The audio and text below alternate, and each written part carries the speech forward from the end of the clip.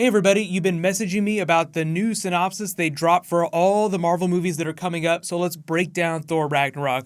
There's a new round of the Spider-Man giveaway going on right now too, just because that's the next movie that's coming up. It's for the action figures. All you have to do to enter is be a subscriber, leave a comment on this video. So you probably heard Marvel released new synopsis for all of its movies, including Infinity War. It tells us a little bit about each of the movies, so I'm going to focus on Thor Ragnarok just because that's the next big thing coming up after Spider-Man Homecoming, which, funny enough, they didn't release any new information about. Maybe that's because we've already gotten so many trailers. But here it is. So it says, his devious brother Loki has taken over Asgard. The powerful Hela has emerged to steal the throne for herself, and Thor is imprisoned on the other side of the universe. To escape captivity and save his home from imminent destruction, Thor must first win a deadly alien contest by defeating his former ally and fellow Avenger, the Incredible Hulk. With a giant exclamation point, like they want you to scream, "The Incredible Hulk," just like Jeff Goldblum.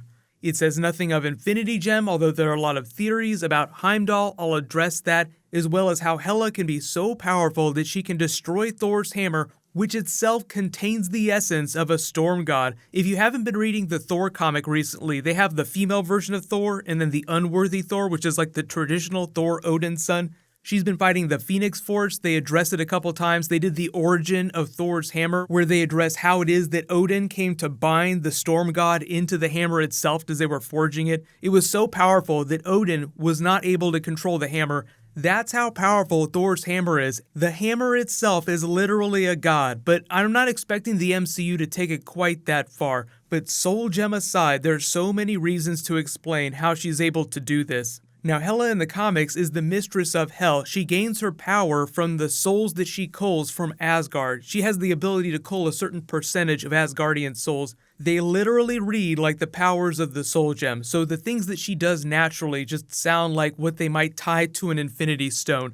So she does have some help. You see a little bit of Karl Urban's Scourge in here, but without the Soul Gem, there's very little to explain how she's able to raise Asgard to the ground in an instant like this. This looks a little bit like the Power Gem. This is going to be so much fun. So obviously you see Thor go up against her. She catches the hammer while they're on Earth, breaks it, and then effectively just punts him across the universe with her power, like she kicks him across the universe. And this is kind of funny. They explain the reason why it's Sakaar that he winds up on, and the reason why it looks like a garbage dump is because in the MCU, Sakaar is literally at the end of all these different spaceways in the universe where all the universe's trash just gets collected. So if you saw the scene during Guardians of the Galaxy when they're bouncing around like a pinball machine as they're jumping to Ego the Living Planet, you can only jump between galaxies using very specific jump points. Plinko style, eventually all these gateways just dump at a certain part of the universe, and that just happens to be Sakaar.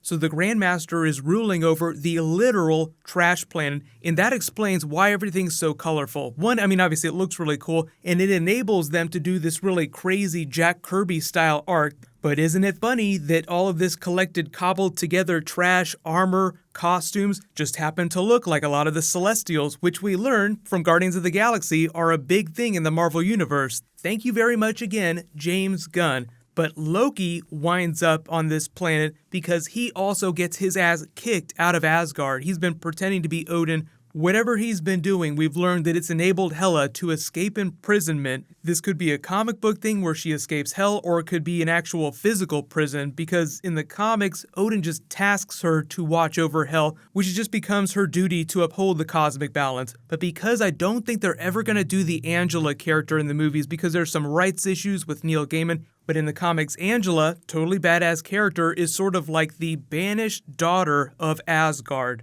They might choose to give some aspects of that storyline to Hela to give her a reason for resenting Odin and Asgard so much. Like the synopsis says that she wants the throne of Asgard for herself, but why does she want it? She could raid Odin's vault, steal all of his powerful artifacts. It sounds like she's going to create an army for herself. But if she's wielding an Infinity Stone, then what good is sitting on Asgard for her? She could go anywhere she wanted, do whatever she wanted. The reason that Loki wants the throne is because he does have feelings for his family. He loves his brother, but there's just so much deep-seated resentment over his own father. It's a lot of textbook daddy issues. So it makes a little more sense that he's jealous. He wants to steal his brother's throne, put his father on Earth, take his memories away so that he doesn't remember that he's Odin and one of the most powerful people in the universe. But if he really wanted to, he could kill Odin, but he doesn't because he still cares for him. Hela seems like she does not. So you can let me know in the comments, why do you think it is that Hela wants the throne of Asgard when she doesn't need it? She just needs the things that are at Asgard, all the artifacts in the Soul Gem.